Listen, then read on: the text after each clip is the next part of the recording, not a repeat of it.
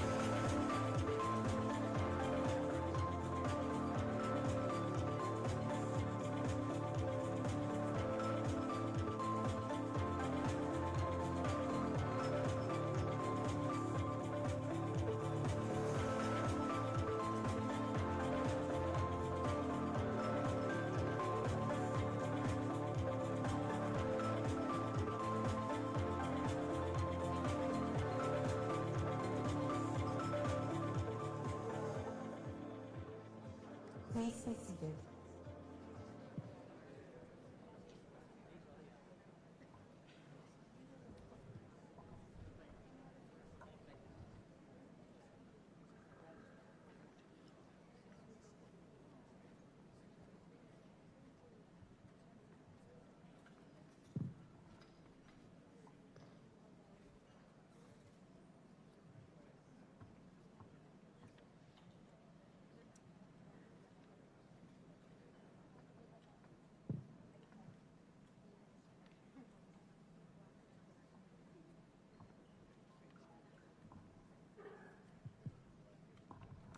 Your Excellencies, distinguished guests, ladies and gentlemen, to formally open our program, may we request everyone to please rise for the singing of the Philippine National Anthem.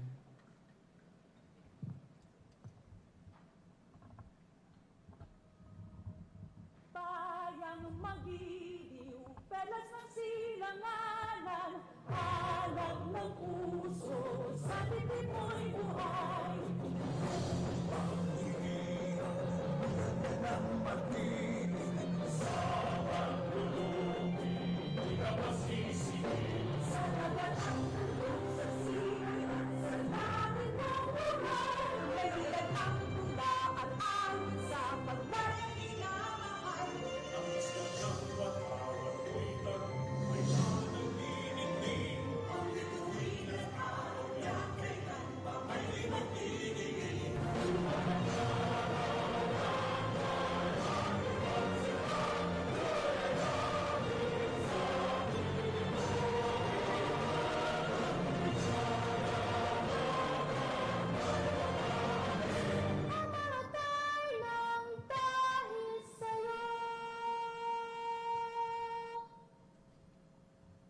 Thank you.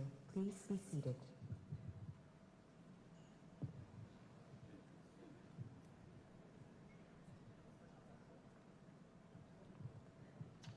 Good morning and a warm welcome to the National Commemorative Conference of the 10th anniversary of the 2016 South China Sea Arbitral Award.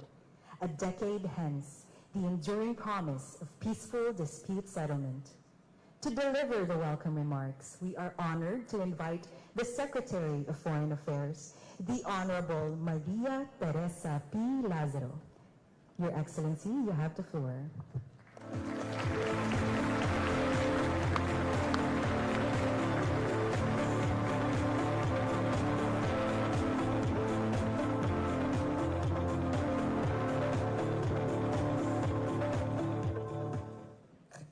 Dear honored guests, cabinet secretaries, can I just name them? Secretary Eduardo Oban, our national security advisor, please. Secretary Juan Miguel Cuna, Department of Environment and Natural Resources. Solicitor General Darlene Marie Berberabe. Of course, the Secretary of National Maritime Council, Andres Centino. Honorable Parliamentary Vice Minister for Foreign Affairs of Japan, Tomoaki Shimada. Excellencies of the Diplomatic Corps, distinguished guests, ladies and gentlemen, good morning. Magandang umaga po sa inyong lahat. On behalf of the Department of Foreign Affairs, it is my distinct honor to welcome you to this landmark commemorative conference. We gather today not merely to look back at a page in history. We gather to look forward, bound by a fundamental enduring truth that the rule of law is and must always remain the ultimate guarantor of global peace. When the seas are calm, navigation is simple, but when the waters grow turbulent, when unilateral claims cloud the horizon, and when the shadow of coercion looms, nations need something far more permanent than political convenience. They need a lighthouse. A lighthouse does not block the winds. It does not command the tides.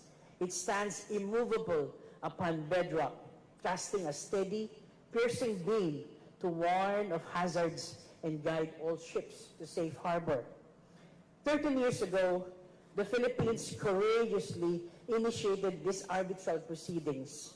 And 10 years ago, on July 12, 2016, the Arbitral Tribunal handed down its historic decision. In doing so, our nation sought to build such a lighthouse. We did not do so for ourselves alone. We acted to speak for every nation, especially those who find in international law a vital shield against geopolitical uncertainty and the stark asymmetries of power.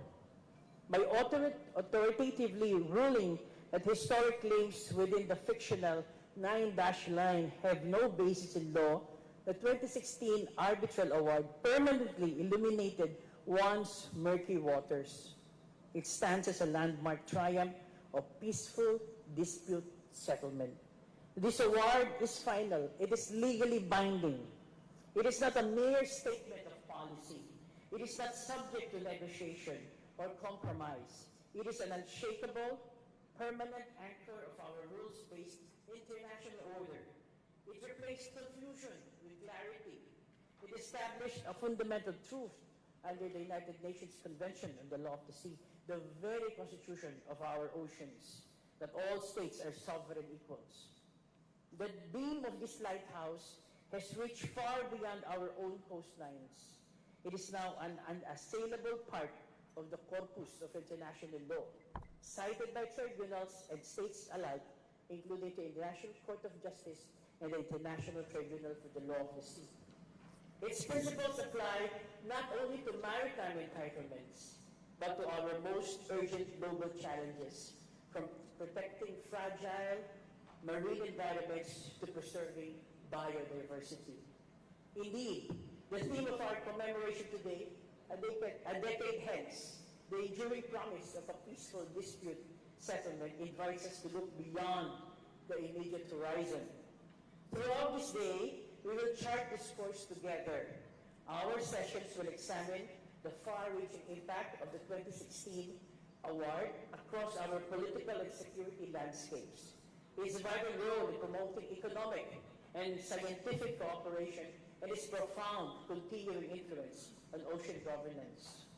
As we look forward to the next decade, the Philippines maritime statecraft remains guided by this light. Our approach is anchored on four core dynamics. One, first, we maintain a steadfast commitment to international law. With UNCLOS and the 2016 Arbitral Award as integral anchors of Philippine foreign policy, we will navigate the complexities of our strategic environment with clarity, restraint, and resolve. Second, we keep lines of communications open. We will use this award as our clear, legal, and policy baselines to engage partners and pursue an effective, legally binding code of conduct in the South China Sea.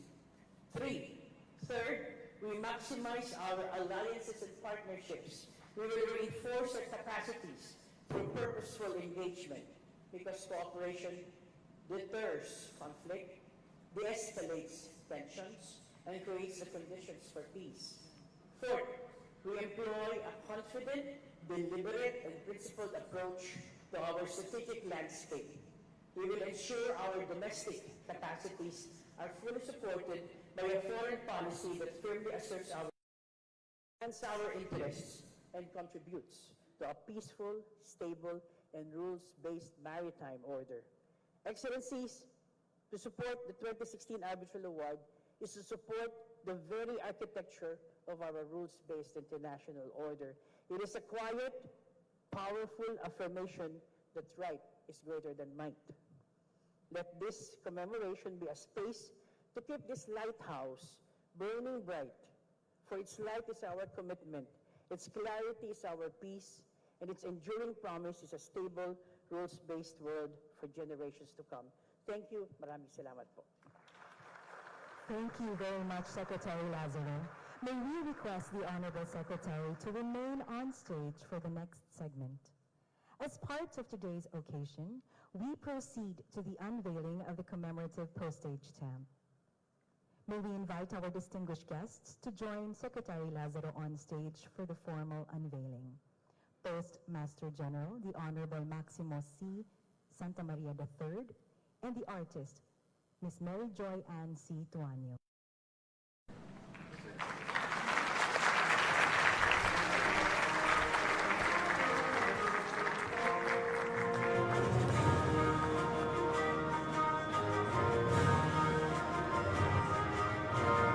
May we now request our officials to proceed with the unveiling.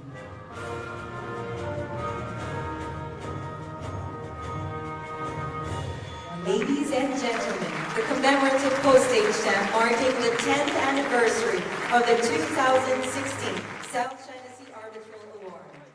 May we request our officials to remain at the frame for a brief photo opportunity. 1, 2, 3.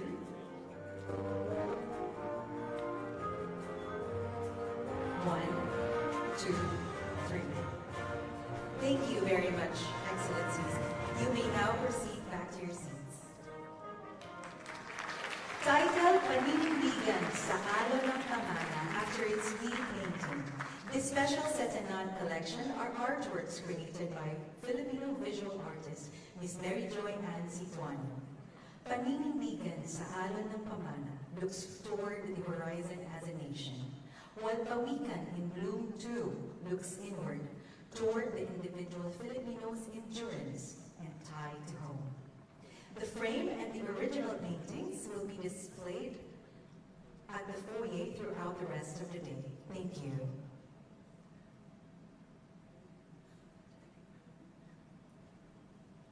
The Office of the Solicitor General of the Philippines stood at the forefront of the arbitral proceedings. As the principal law officer and legal defender of the state, the Office of the Solicitor General played a critical and indispensable role in securing this historic ruling.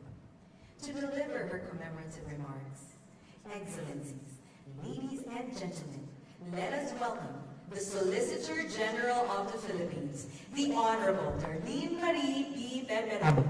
Your Honor, the floor is yours.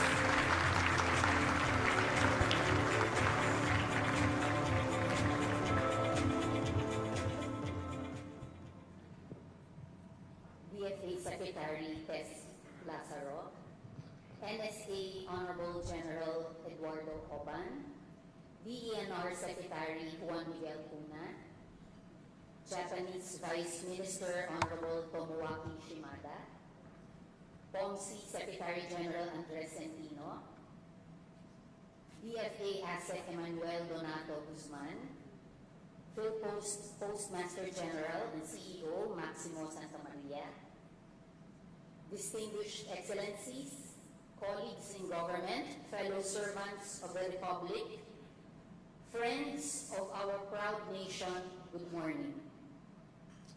10 years ago this month, an arbitral tribunal constituted under the United Nations Convention on the Law of the Sea handed down its award in the case our republic brought against the People's Republic of China. The other speakers today will probably speak of that day as a legal victory, which it was. They will reflect on the award's contributions to international law, as indeed the award gave much. They will consider its promise for the peaceful settlement of disputes, and no one may deny that promise is real. I have been asked to speak of something quieter, and I believe more durable. I am asked to speak not of what we won by the award, but of what it protects every day for 10 years now, and why that protection will endure. I speak from a particular vantage point. The Office of the Solicitor General stood as agent of the Republic in that arbitration. When the case began on the 22nd of January 2013, the Solicitor General stood beside the Secretary of Foreign Affairs as the notification and statement of claim was announced to the world. Our duty was to protect our client, the Republic of the Philippines. The heart of my message can be captured in 2 sentences. The promulgation of a judgment is an event, but a legal protection ought not to be a singular moment, but consistent practice.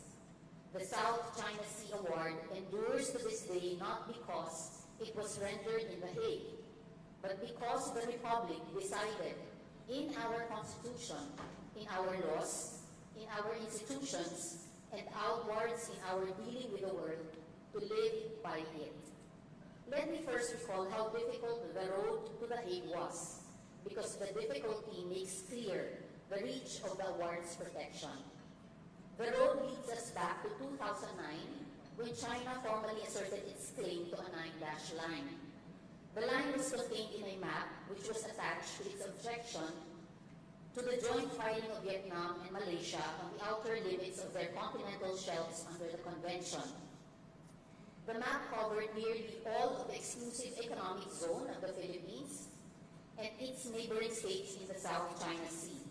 Vietnam, Indonesia, and the Philippines protested China's map for being contrary to the UNCLOS, among others. Less than 3 years later, in April 2012, Chinese and Philippine vessels stood off at Bajo de Masinloc, the Scarborough Shoal, and the Scarborough Shoal. Scarborough Shoal lies some 124 nautical miles from the coast of Zambales. It always has been known as Philippine territory, where our fishermen regularly fished. It was what our forefathers knew. It was what our children knew. In 2012, Chinese law enforcement vessels began preventing Philippine vessels from gaining access to the shoal. These vessels dangerously approached Philippine ships twice, creating a serious risk of accidents, thereby violating the basic maritime rules that keep sailors safe at sea. The standoff, in fact, lasted 4 months. When it ended, our fishermen could no longer fish where their grandfathers had fished. The pressure was not only at sea. That same year, Philippine banana shipments met sudden barriers at Chinese ports and Filipino tour groups were cancelled. Filing the case was not an obvious choice. No claimant state had ever brought these disputes to international litigation, and the legal path was deliberately narrow. But we needed clarity on rights over the waters surrounding the archipelago, particularly those in the South China Sea. No less that the livelihood of our fishing communities was at stake. The case was born by the most basic needs of our people. In August 2006, China had filed a declaration under Article 298 of the Convention, opting out of compulsory settlement for disputes over maritime boundary delimitation and over historic bays or titles. So the Republic's lawyers had to thread a needle. We could not ask who owns the islands. Questions on sovereignty lie behind the Convention. We could not ask where a boundary runs. By its declaration, China has excluded settlement of issues on the limitations. What we could ask was what the sea itself allows, whether a line of 9 dashes can create entitlements the Convention does not recognize, whether certain features are islands, rocks, or low tide elevations as to give rise to rights over the surrounding seas, and whether China's conduct within our exclusive economic zone was lawful. On 22 January 2013, the Philippines filed on precisely those questions. As the DFA said that very day, our filing deliberately avoided every claim that China's declaration had placed beyond reach. China chose not to appear. That made our task harder, not easier. Under Annex 7, when a party is absent, the tribunal must still satisfy itself that it has jurisdiction and that every claim is well-founded in fact and in law. The tribunal upheld its jurisdiction in October 2015 and ruled on the merits on the 12th of July 2016. But while our case was being reviewed, China intensified the construction of a large artificial island on Mischief Reef, a low-tide elevation inside our exclusive economic zone.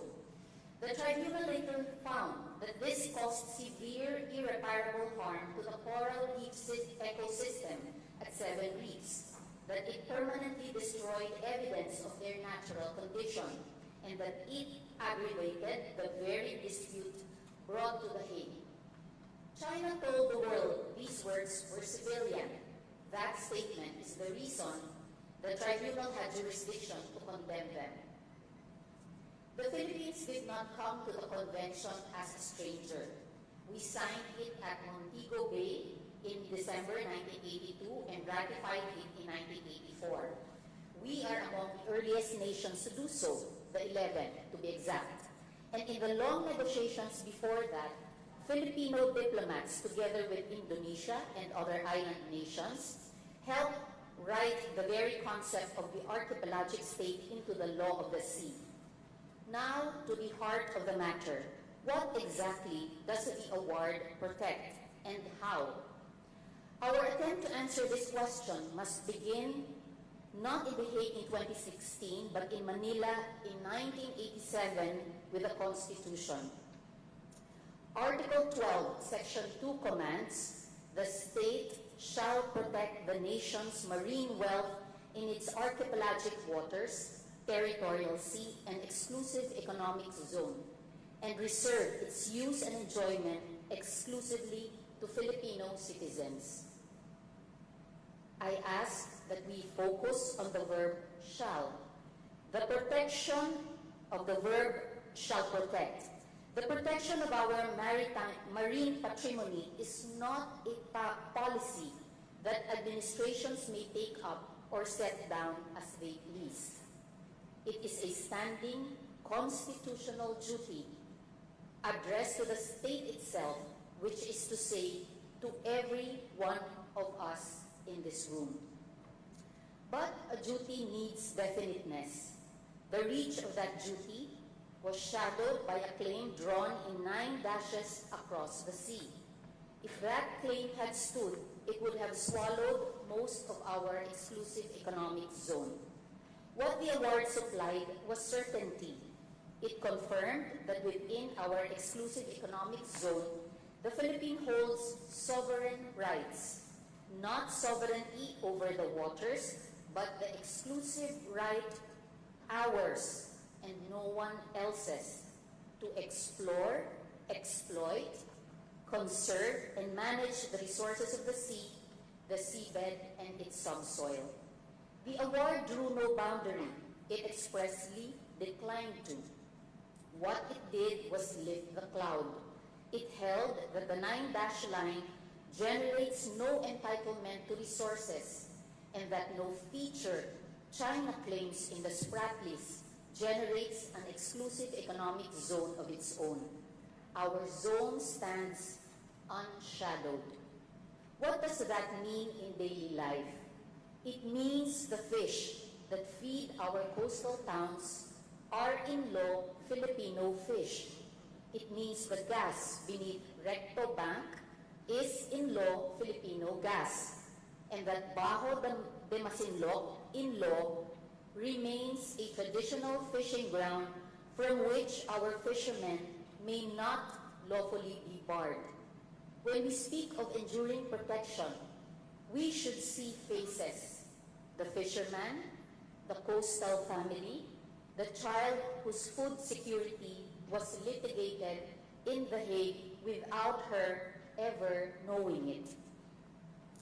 Before the award in 2016, the Philippines successfully asserted in 2012 its entitlement to the Benham Rice region as part of its extended continental shelf, an area bigger than the whole island of Luzon. This entitlement and the award in 2016 reignited the maritime legislative reforms already began in 2009 when the Philippine Archipelagic Baselines Act, which sought alignment of Philippine baselines with UNCLOS, was passed. Both animated the codification of Philippine laws that align with the convention.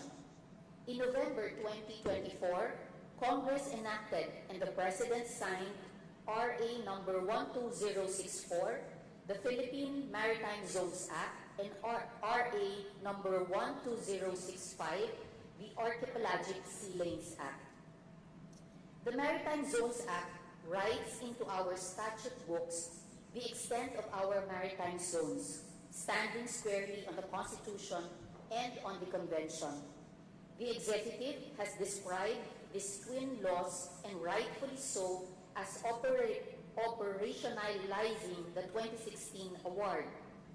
Beyond the award, therefore, what we see is a country that is steadfastly building its maritime rights by upholding the rule of law.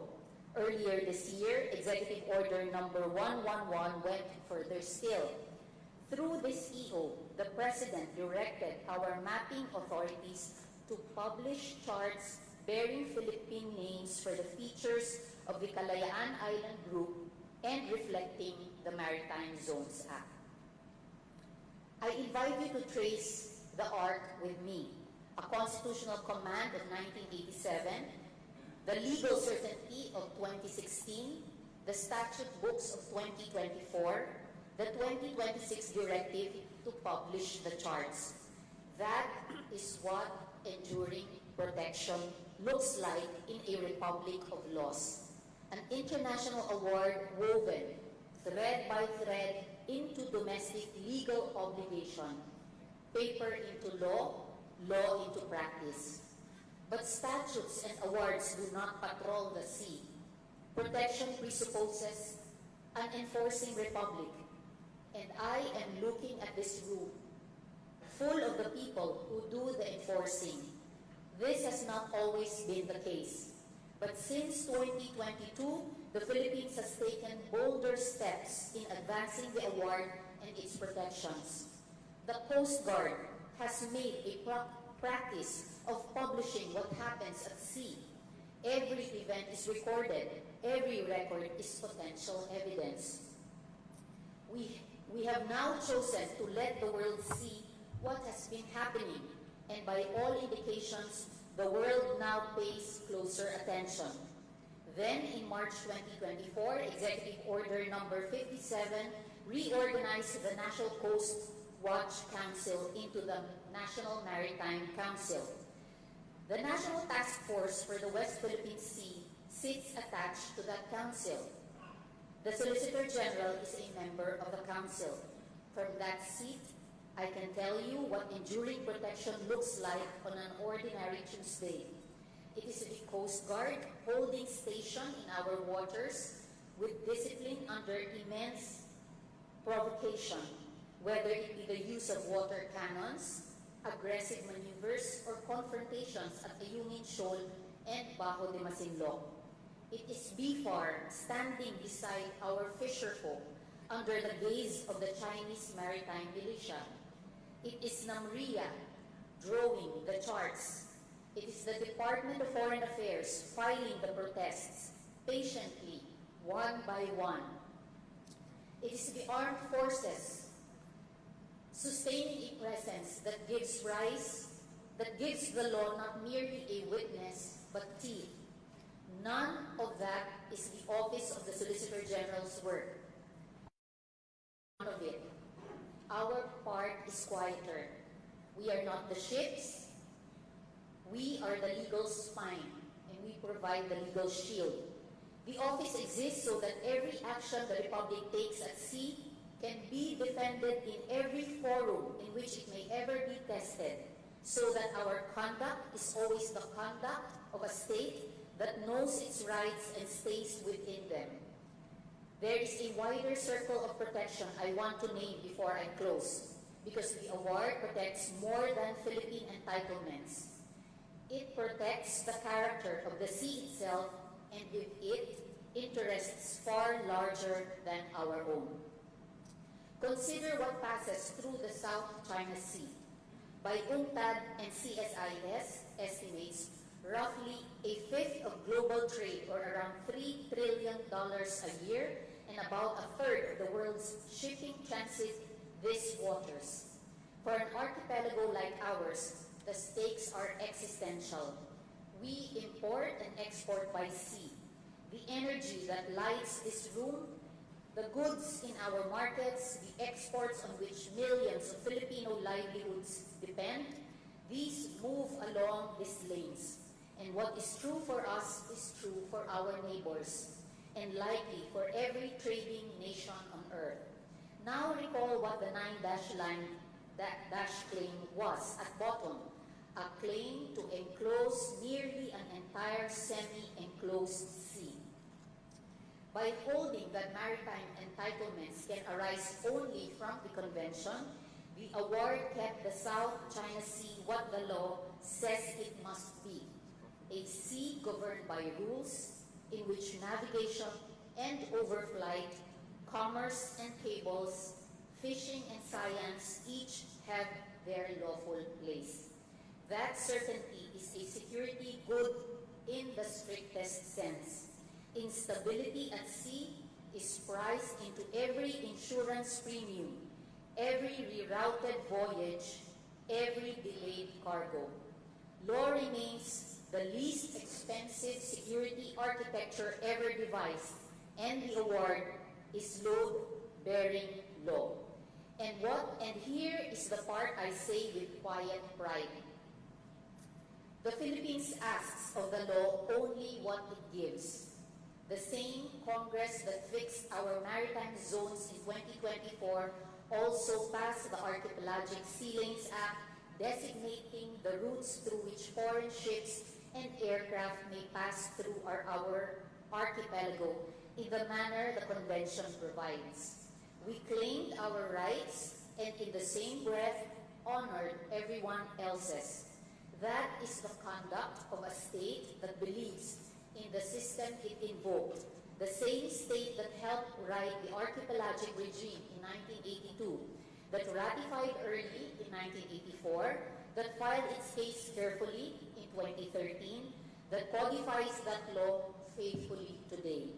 National security, regional stability, freedom of navigation, the flow of commerce, these are not subjects separate from the award. They are what the award kept alive quietly underwrites for us, for our nation, for the region, and for generations to come. Administrations change, emphasis shift, budgets rise and fall. The Republic, however, is a continuing client, and this decade's work has moved the award's protection beyond the reach of any single season of politics. The award lives now in the Constitution's standing command, in 2 statutes of the land, in standing institutions that meet whether or not the news is watching, in charts our children will study, bearing our own names for our own features. The Office of the Solicitor General is the law firm of the Republic, and its lawyers, tributes of the people. The instruction is clear and unmistakable. Protect the nation's marine wealth for Filipinos and for the Filipinos yet to come. An award is paper until a republic chooses to live by it. For 10 years, through every test, the Filipino has chosen to live by the award. The award's protection endures because the choosing continues in the council, in this department, in this room, in every statute, in every chart, in every protest patiently filed, and every fisher who puts out to sea, because our Constitution says it is national patrimony, and because the law of nations says he may. Maraming salamat at mabuhay po tayong lahat. Thank you, Solicitor General Delgado.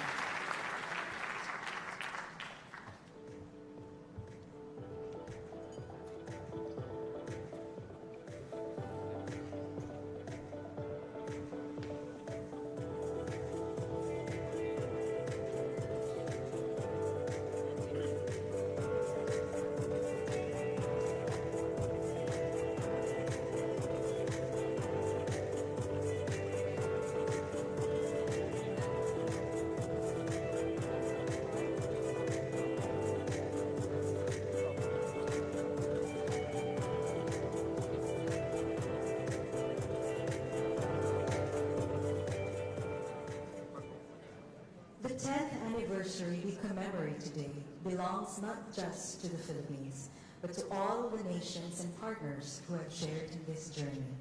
We are pleased to share a special pre-recorded message from the Minister for Foreign Affairs of the Commonwealth of Australia, Senator the Honourable Penny Wong. I'm Penny Wong, Australia's Minister for Foreign Affairs. I would like to extend my greetings to the distinguished guests in attendance today, particularly my friend, the Foreign Secretary Lazaro. I'd also like to acknowledge the Philippines' important leadership role as this year's ASEAN chair. It's a pleasure to address this forum on this important anniversary, which coincides with the 80th anniversary of diplomatic relations, friendship and partnership between Australia and the Philippines. 10 years ago, an arbitral tribunal constituted under the UN Convention on the Law of the Sea, UNCLOS, made a unanimous, clear and binding ruling in the South China Sea arbitration between the Philippines and China. The 2016 arbitral award ruling was a landmark decision. Since the day of that ruling, Australia has consistently called for the Philippines and China to abide by the ruling. We have done this and will continue to do so because Australia believes that we all benefit from a region that operates by rules and norms. We want each country, large or small, to operate by the same rules that we have all had a say in shaping. And when disputes inevitably arise, we insist those differences are managed through dialogue and according to the rules, not by force or by raw power. These are principles embedded in our region, and the countries of our region make an ongoing contribution to maintaining and promoting them. Respect for law of the sea has never been more important to our shared economic security and our prosperity.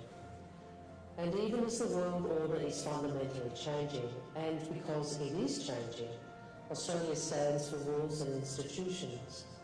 We believe they are fundamental to the character of our region, which is why we will continue to register our concerns about Chinese vessels engaging in destabilising and dangerous conduct in the South China Sea, including towards Philippine and Vietnamese vessels. Australia is acutely aware of these challenges, which is why we are investing $160 million over 10 years to expand our maritime cooperation with our Southeast Asian partners, particularly the Philippines. This cooperation is supporting partners to boost maritime domain awareness, implement maritime governance reform, and protect the marine environment. This year we also announced the doubling of our bilateral maritime assistance to the Philippines through a new $18 million four-year investment. In our 80th year of diplomatic relations, our defence cooperation with the Philippines continues to grow. This is reflected in joint exercises like Exercise Balikatan and Exercise Alon, as well as our multilateral cooperative activities. For a country like Australia, we know we are made stronger by what we do together, and this is a central part of how we think about ASEAN centrality. ASEAN has a unique voice. By its words and deeds, it can build norms and it can set expectations for powers great and small. So, friends, we may be bound by the geography that fate has chosen for us, but we are strengthened by the partnership that we choose for ourselves. I congratulate the Philippines on convening this important conference, and I look forward to strengthening our partnership in the years ahead. Thank you. We thank the Honourable Minister Wong and the Government of Australia for this message and for Australia's steadfast partnership in upholding the rules-based order in our region. To deliver a special message from the Government of Japan, let us welcome the Parliamentary Vice Minister for Foreign Affairs, His Excellency Tomoaki Shimada.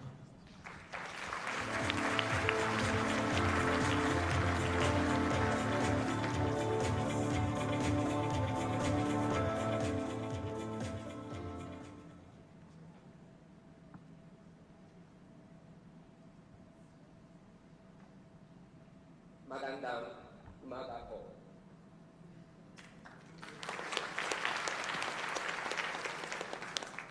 Honorable Lazaro, Secretary of Foreign Affairs, Honorable Belberabe, Solicitor General, Honorable Kuna, Secretary of Department of Environment and Natural Resources, Honorable Oban,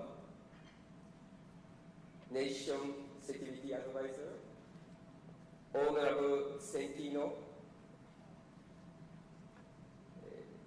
Secretary of Presidential Office for Maritime Concerns, all those in attendance. I'm Tomoaki Shimada, Parliamentary Vice Minister for Foreign Affairs of Japan.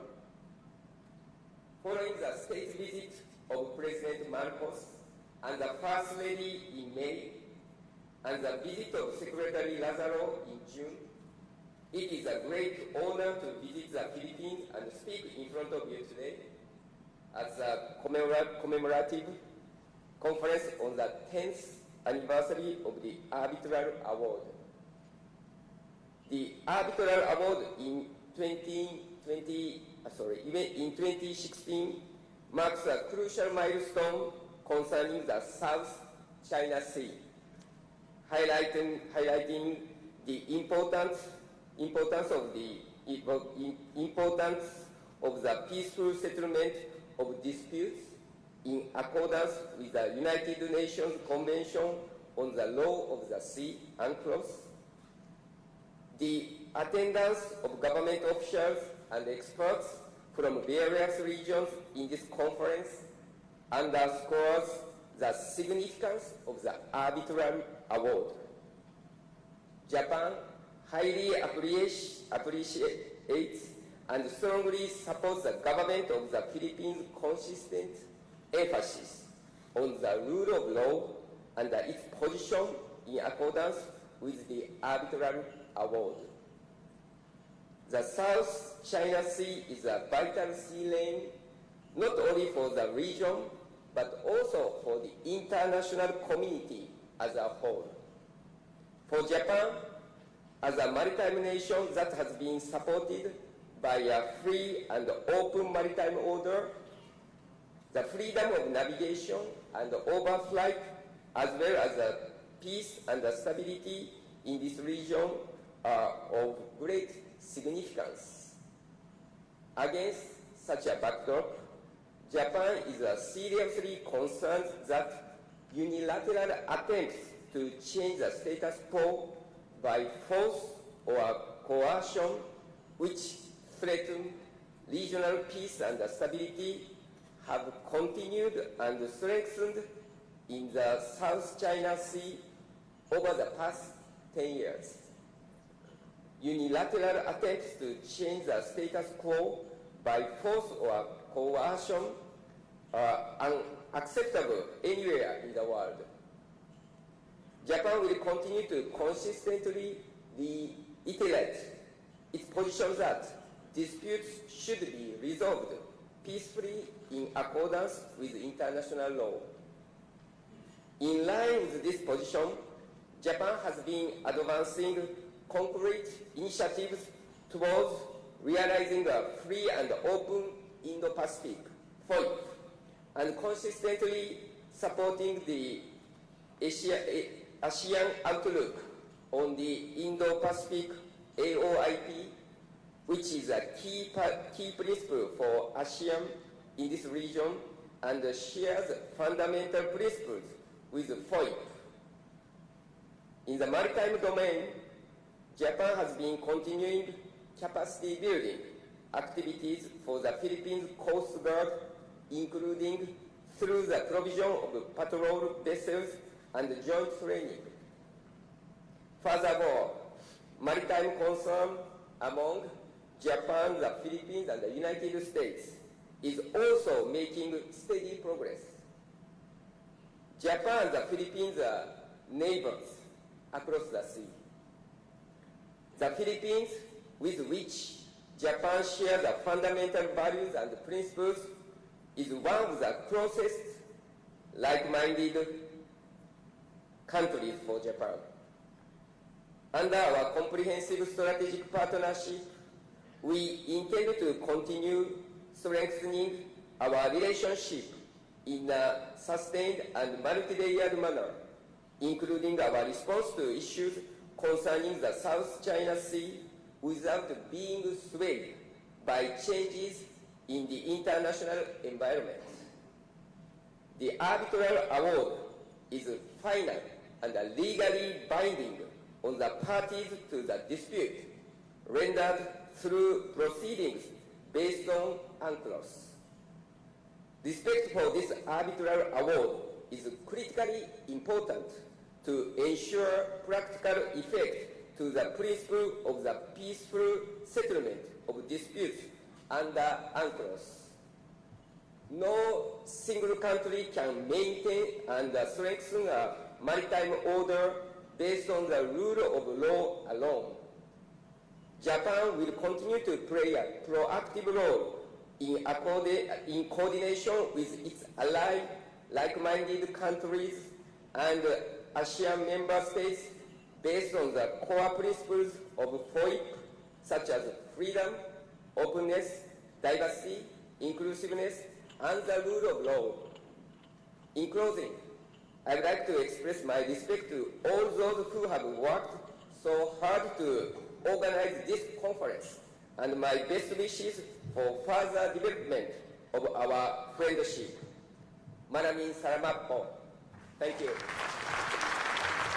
Thank you, Your Excellency, and to the Government of Japan for its continued partnership in upholding the rules-based international order. At this juncture, we would like to call on the Assistant Secretary of the Maritime and Ocean Affairs Office, Attorney Emmanuel Donato K. Guzman, to provide an orientation on this afternoon's simultaneous breakout sessions. Assistant Secretary Guzman, the floor is yours.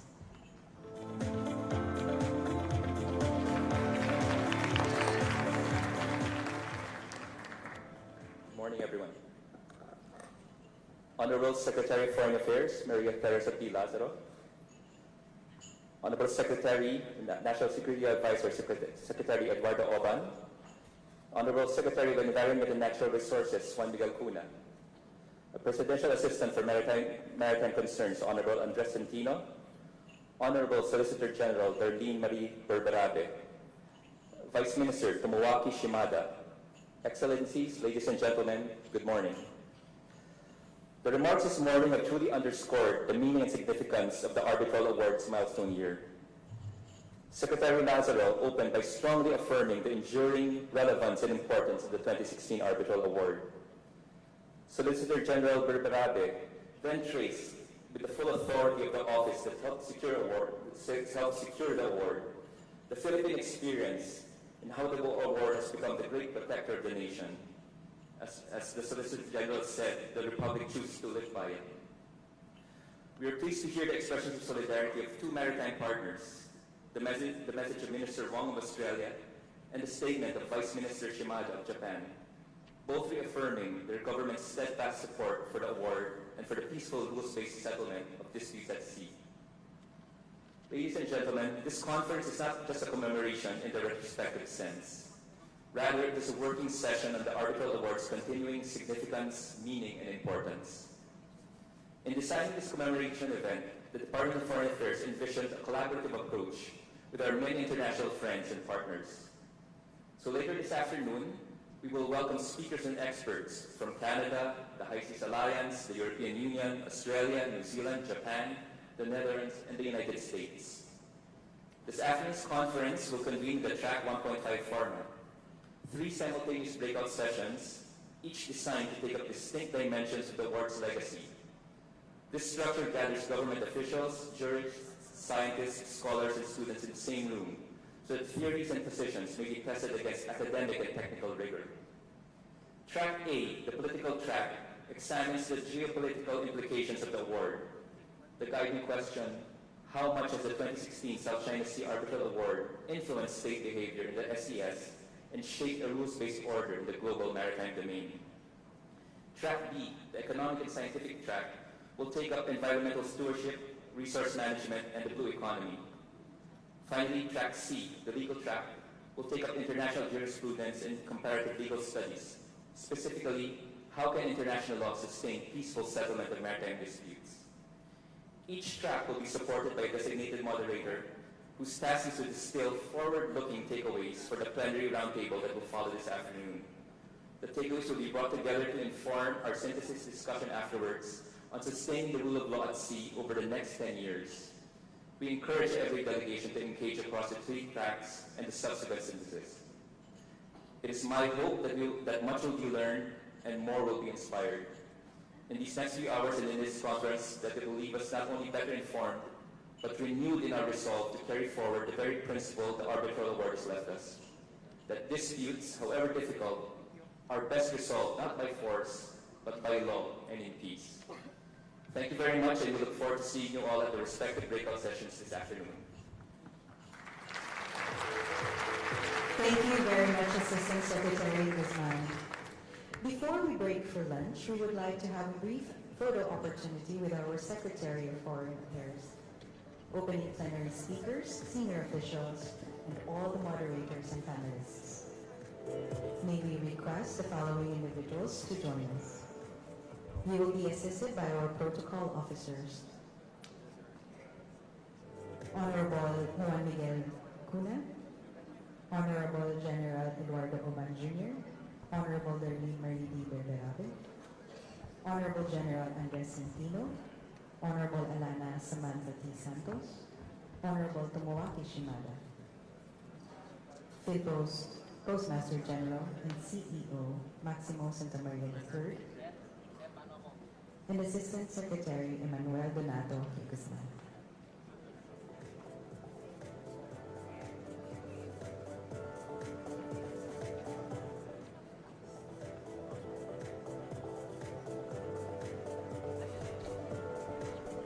After this brief photo opportunity, we would like to also request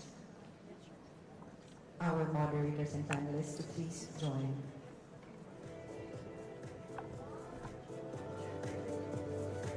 One, two, three.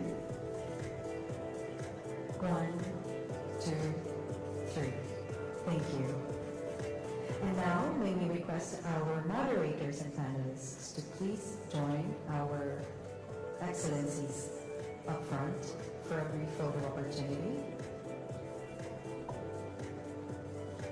Our protocol officers will be assisting and guiding everyone. Thank you. Once again, we request all moderators and panelists to please join our excellencies and dignitaries up front for a brief photo opportunity. Thank you.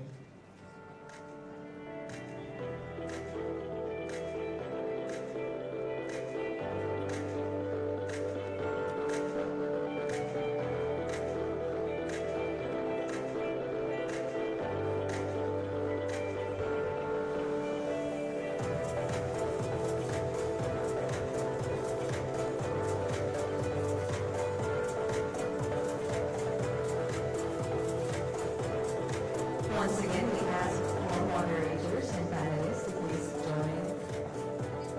May we now, at this point, ask everyone, all our guests, to please rise to join in the group photo for posterity. Thank you.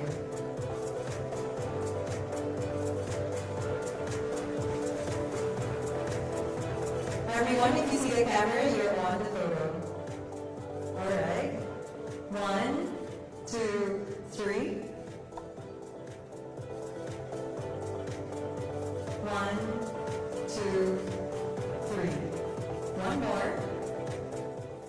1, 2, 3. Thank you very much, everyone, for this opportunity. Ladies and gentlemen, that concludes the opening plenary of our National Commemorative Conference. Lunch is now served. Guests are invited to proceed to their respective lunch venues. We shall reconvene at 1 p.m. for the simultaneous breakout sessions. To ensure an orderly flow of guests for lunch, may we first invite all plenary speakers, Philippine government officials, and members of the Diplomatic Corps to proceed to Brasserie on 3.